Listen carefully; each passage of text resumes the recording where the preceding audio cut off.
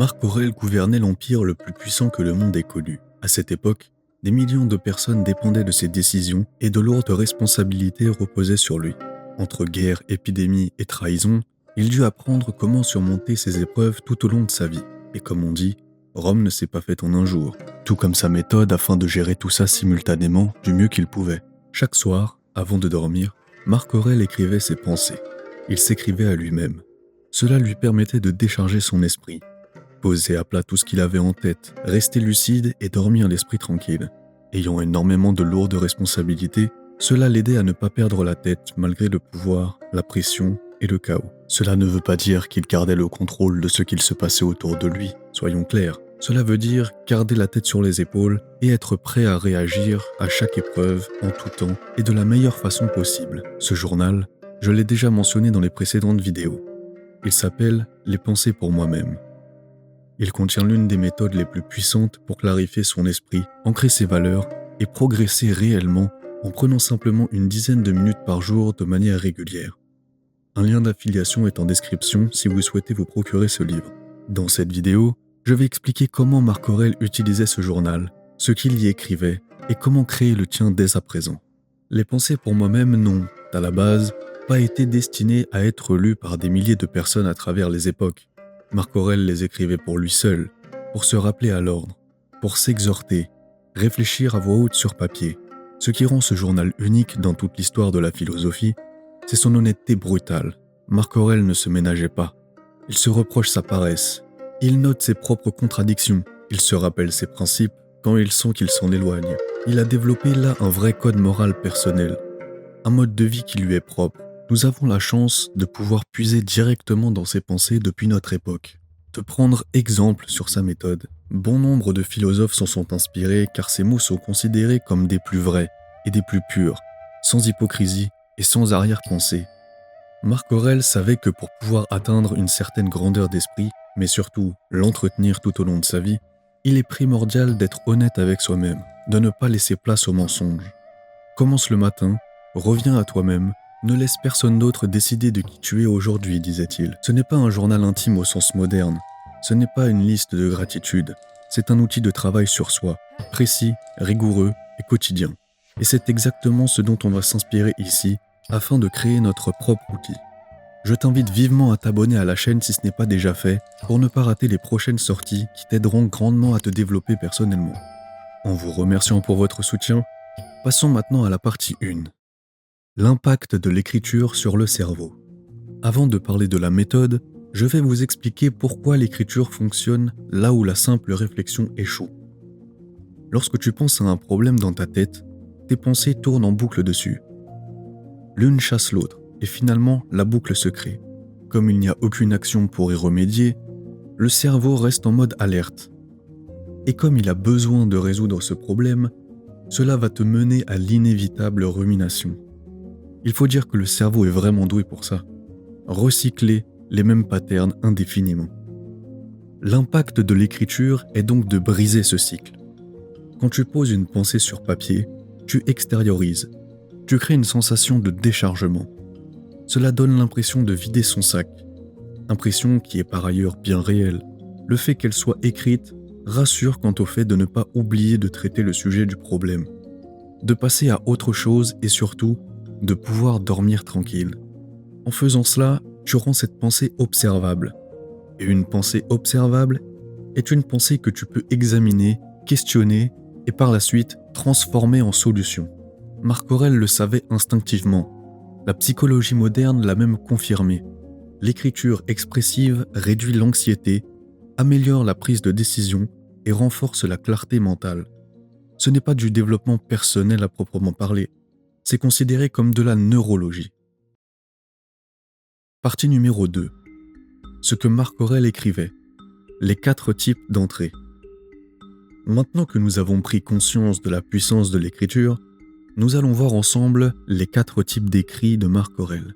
En analysant les pensées pour moi-même, on y retrouve 4 types d'entrées qu'il répétait régulièrement. Ce sont ces 4 types qui vont former la structure de votre propre journal. Le premier type, c'est le rappel des principes. Marc Aurèle se réécrivait ses propres valeurs, non pas parce qu'il les avait oubliées, mais parce qu'il avait conscience que la répétition ancre les choses. Il écrivait par exemple « La vie est courte. Ne gaspille pas un instant en colère inutile. » Il savait qu'un principe qu'on ne répète pas s'efface progressivement sous la pression du quotidien et que nous finissons par en perdre complètement la notion. Le type numéro 2, c'est l'examen des actions passées. Il analysait ses propres comportements sans complaisance ni flagellation. Il se posait des questions du genre « Aujourd'hui, j'ai réagi avec irritation sur tel sujet. Pourquoi ? Qu'est-ce que ça dit de moi ? Comment faire différemment lorsqu'une situation similaire se représentera ?» C'est donc une analyse à froid et une analyse juste, avec des éléments pour se corriger soi-même.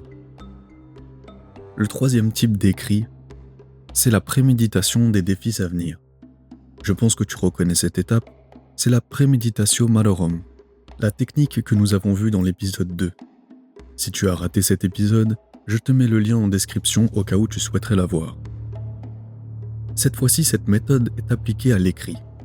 Avant une journée difficile, il anticipait les possibles obstacles et il préparait ses réponses à cela. Le fait de l'écrire rendait l'exercice encore plus précis et plus ancré qu'une simple réflexion mentale. Les choses étaient là, sous ses yeux, bien plus concrètes que de simples pensées. C'est une pratique avancée de la préméditation des mots. Bien évidemment, il ne sortait pas son journal lorsqu'il avait vu juste afin de piocher les réponses en plein champ de bataille, par exemple.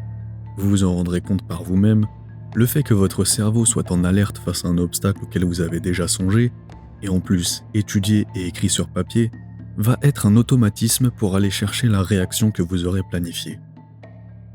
Et enfin, le quatrième type d'écrit, les questions ouvertes. Des questions comme « Qu'est-ce que je veux vraiment ? Quel est mon objectif de vie ? Est-ce que mes réactions d'aujourd'hui sont alignées avec mes valeurs, par exemple ? Ou si aujourd'hui avait été ma dernière journée, est-ce que j'aurais vécu comme je l'aurais voulu ? Des questions sans réponse immédiate, mais dont la simple formulation force à la clarté progressive. Cette dernière question n'est pas une remise en question existentielle, je tiens à le préciser. C'est une question qui peut être difficile à se poser à soi-même, j'en ai déjà eu l'expérience. Mais pour être très clair, c'est une invitation à regarder notre parcours et à se demander simplement « est-ce que j'en suis satisfait ?»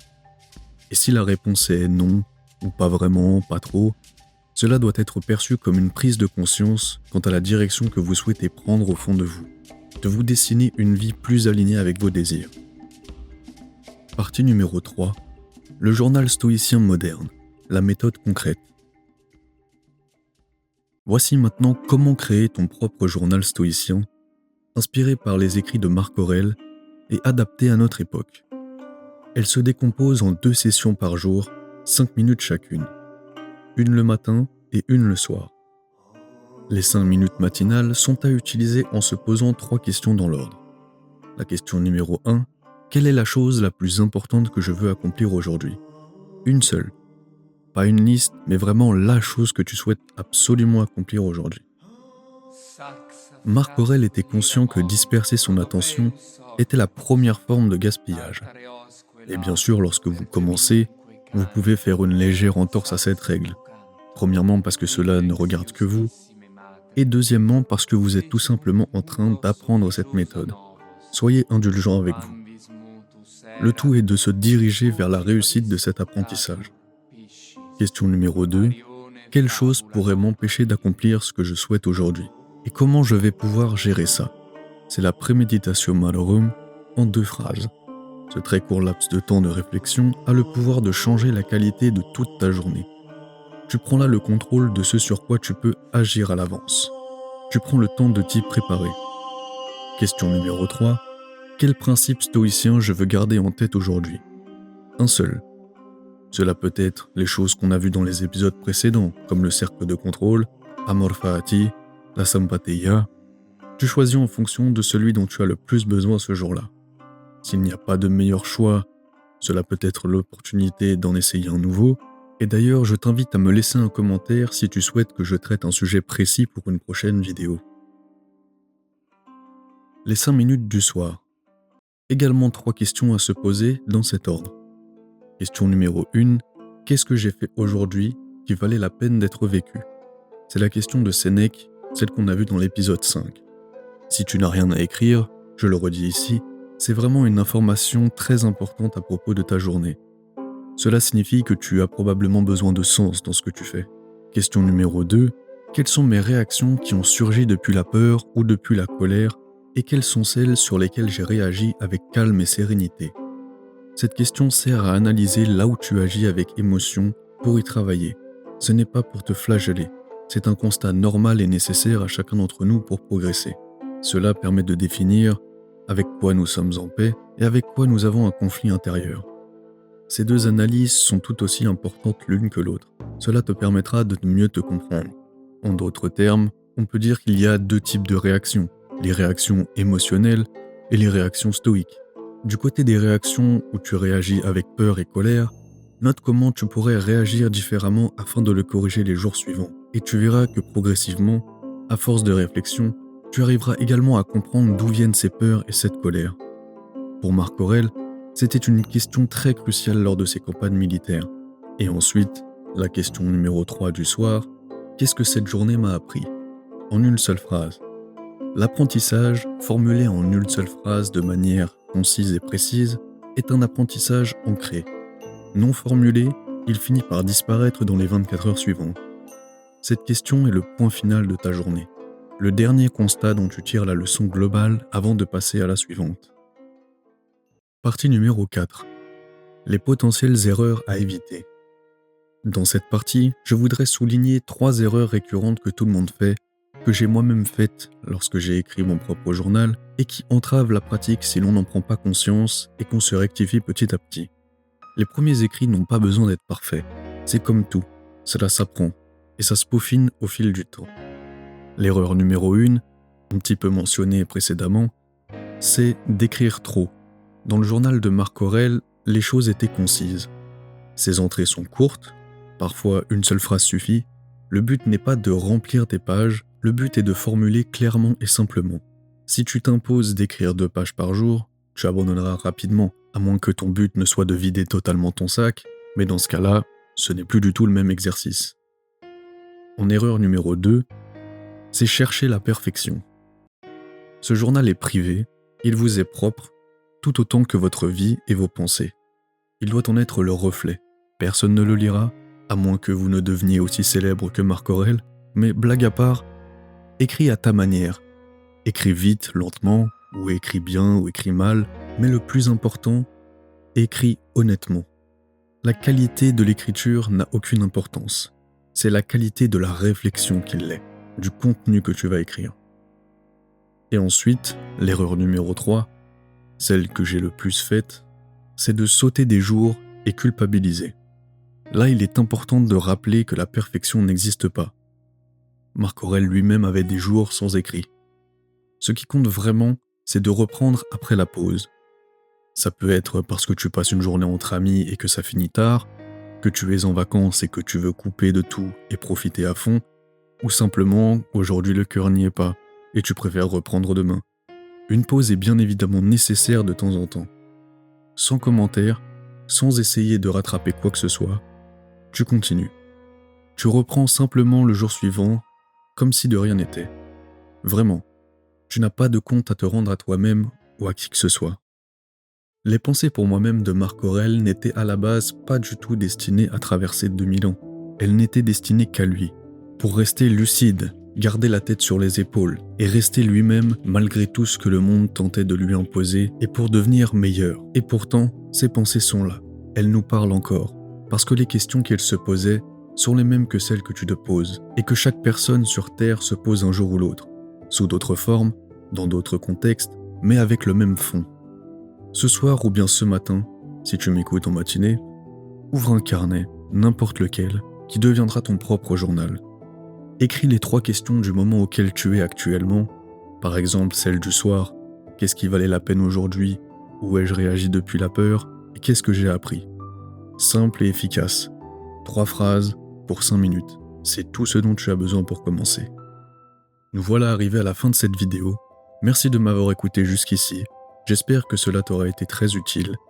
N'hésite pas à me dire ce que tu en as pensé ou ce que tu as envie de partager en commentaire. à t'abonner si tu souhaites soutenir la chaîne, activer la cloche pour être au courant des nouvelles sorties et à liker pour m'aider dans le référencement. Je t'en remercie. Tu retrouveras en description le journal du stoïcien complet avec les 6 questions structurées, une page par jour pour 30 jours. C'est l'outil que j'utilise pour moi-même, construit autour des pratiques exactes de Marc Aurèle. La semaine prochaine, on s'attaque à un sujet qui va certainement diviser. Le stoïcisme face au développement personnel moderne. Les affirmations positives, la loi de l'attraction, le « pense positif ». Qu'est-ce que les stoïciens en auraient pensé ? La réponse est tranchante, et elle va peut-être changer ta façon de voir tout ce genre de conflits. En vous souhaitant une agréable fin de journée, je vous dis à la prochaine.